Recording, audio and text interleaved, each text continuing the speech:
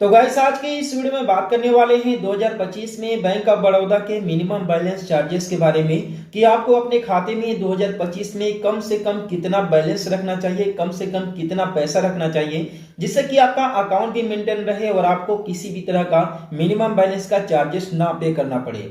यहाँ पर हमारे बहुत सारे भाई लोग का ये कमेंट आता है कि उनका खाता नेगेटिव में है, माइनस में हो गया है और जो भी पैसा अपने खाते में डालते हैं तो वो पैसा बैंक काट लेता है।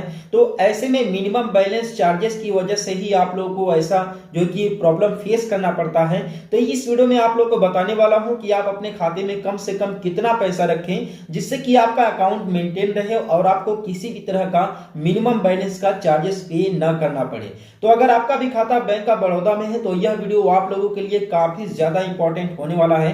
तो वीडियो को बिना स्किप के पूरा देखिएगा जिससे कि आप लोगों को सही और सटीक जानकारी मिल सके। देखिए सभी बैंक अपने अपने कस्टमर्स के लिए मिनिमम बैलेंस को मेंटेन करने के लिए अलग अलग रेंज रखे हुए हैं, लेकिन यहाँ पर बैंक ऑफ बड़ौदा बहुत ही कम रेंज रखा हुआ है जिसे हर एक कोई मेंटेन कर सकता है अपने अकाउंट को। अगर आप अपने अकाउंट को मेंटेन नहीं करते हैं तो आप लोग को अच्छा खासा चार्जेस पे करना पड़ता है और ये जीएसटी के साथ बढ़ता हुआ है। ठीक है, तो बेसिकली यहाँ पर आप लोग को कितना मेंटेन करना पड़ेगा बैंक ऑफ बड़ौदा में। तो यहाँ पर देखिए बैंक ऑफ बड़ौदा ने टोटल 3 कैटेगरी में डिवाइड किया है अपने अकाउंट्स को, अपने कस्टमर्स को।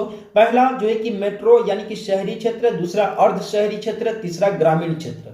अब इन तीनों के लिए बैलेंस मेंटेन करने का जो अमाउंट है वो भी अलग अलग है, प्लस चार्जेस भी आप लोग को अलग अलग पे करने पड़ेंगे अगर आप in case account balance maintain नहीं करते हैं तो अगर आप किसी शहरी क्षेत्र से हैं कि जैसे दिल्ली हो गया, लखनऊ हो गया, कानपुर हो गया, तो अगर आप इन जैसे क्षेत्र से हैं, इन शहर से हैं, तो आप लोगों को जो है कि अकाउंट बैलेंस कम से कम 2000 रुपया क्वार्टरली मेंटेन करना ही पड़ेगा। यानी कि 4 महीने के अंदर में कम से कम 2000 रुपए का आप लोग को ट्रांजेक्शन करना होगा या फिर आप अपने अकाउंट में 2000 रुपया का बैलेंस मेंटेन करके रखिए, अदरवाइज आप लोग को चार्जेस पे करना पड़ेगा। और चार्जेस कितना पे करना पड़ेगा, तो यहाँ पर अगर आप किसी शहरी क्षेत्र से हैं और आप अपने खाते में 2000 रुपए का बैलेंस मेंटेन नहीं करते हैं तो आपको 200 रुपए का अमाउंट चार्जेस में पे करना पड़ेगा। और बता दें कि यह जीएसटी के साथ आप लोगों से लिया जाएगा और अगर आप इसे समय पर पे नहीं करते हैं तो इसमें ब्याज लगा करके, इंटरेस्ट लगा करके जो भी गवर्नमेंट का इंटरेस्ट रेट है उसके हिसाब से इसमें और ज्यादा इंक्रीजमेंट किया जाएगा।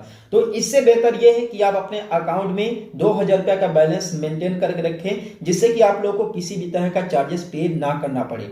सेकंड है अर्ध शहरी क्षेत्र जो कि नगर निगम में आते हैं। ऐसे क्षेत्र से अगर आप बिलोंग करते हैं तो आप लोगों को जो है कि अपने खाते में कम से कम 2000 रुपए मेंटेन करना ही पड़ेगा। और अगर मैं चार्जेस की बात करूं तो यहाँ पर अगर आप 2000 रुपए मेंटेन नहीं करते हैं तो आप लोग को 100 रुपीज का चार्जेस पे करना पड़ेगा। ठीक है, ये क्वार्टरली की मैं बात कर रहा हूँ। क्वार्टरली आप लोगों को कम से कम 2000 रुपया मेंटेन करना ही पड़ेगा। ये तो नॉर्मल है, हर एक कोई कर सकता है। ठीक है, तो आप लोग अगर अर्ध शहरी क्षेत्र से हैं तो आप लोगों को 2000 रुपया मेंटेन करना पड़ेगा और 100 रुपीज का चार्जेस आप लोगों को पे करना पड़ेगा।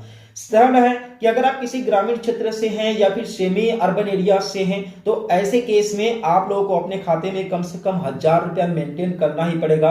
और 1000 रुपया अगर आप मेंटेन नहीं करते हैं, 1000 रुपया अपने खाते में आप नहीं रखते हैं तो ऐसे केस में आप लोगों से जो है कि 100 रुपीज का अमाउंट चार्जेस के बतौर लिया जाएगा। और अगर आप 100 रुपीज का अमाउंट अगर चार्जेस नहीं देते हैं तो यह समय के साथ बढ़ता रहेगा, जीएसटी मिला करके ब्याज के साथ। और एक समय ऐसा आएगा कि जब आप किसी भी तरह का अमाउंट अगर अपने खाते में डालेंगे तो वो अमाउंट डायरेक्टली बैंक के द्वारा डिडक्ट कर लिया जाएगा। अब ऐसे में हमारे बहुत सारे भाई लोग ऐसे हैं जिनका बैंक ऑफ बड़ौदा में 10-10 हजार रुपया, 15-15 हजार रुपया नेगेटिव में चल रहा है, माइनस में चल रहा है, क्योंकि उन्होंने अपने खाते में जो कि अकाउंट बैलेंस को मेंटेन करके नहीं रखा था।